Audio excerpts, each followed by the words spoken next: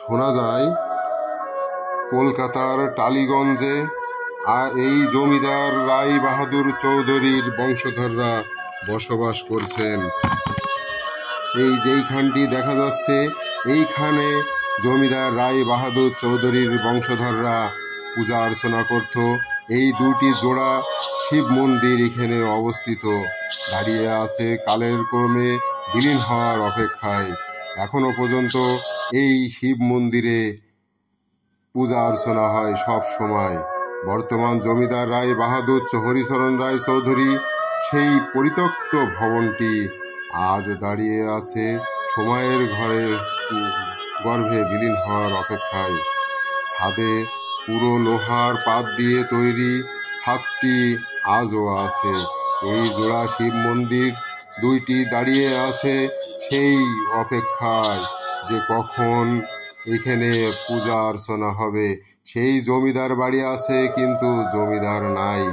জমিদার বাড়িতে ইটের প্রত্যেকটা পরতে পরতে জমে উঠেছে সেই বট বৃক্ষ এবং গুল্মলতা এবং বট বৃক্ষ দিয়ে এই জমিদার ভবনটি গ্রাস করে রেখেছে।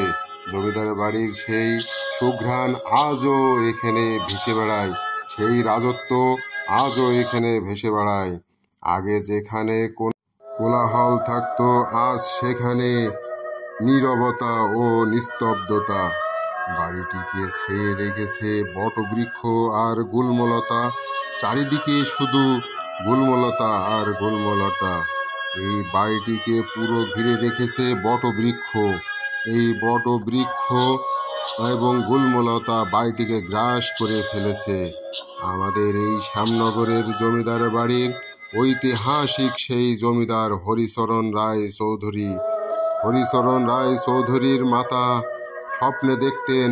জমিদার হরিচরণ রায় চৌধুরীর মাতা যখন স্বপ্নে দেখতেন তখন সেই জমিদার সেই স্বপ্নে দেখা স্থানে গিয়ে তাহার স্বপ্নে প্রাপ্ত ধন সম্পত্তি উত্তোলন করতেন এবং এই জমিদার সেই টাকা দিয়ে সেই পাকিস্তান পিরিয়ডে সূর্যাস্ত আইনের আওতায় জমি ক্রয় করতেন। নিলামের জমি ক্রয় করতে করতে এমন স্বপ্ন দেখতেন ওনার মাথা যে সে সম্পদ আর রাখা জায়গা পেত না।